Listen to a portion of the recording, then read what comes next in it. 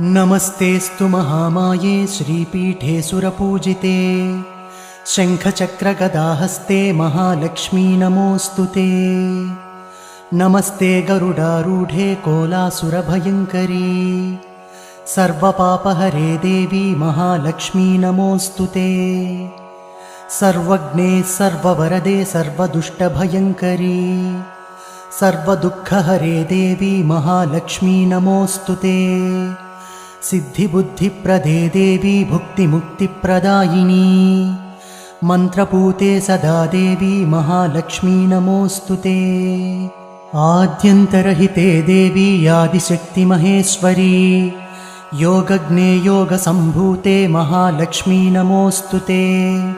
स्थूलसूक्ष्ममहारौद्रे महाशक्ति महोदरे महापापहरे देवी महालक्ष्मी नमोऽस्तु ते।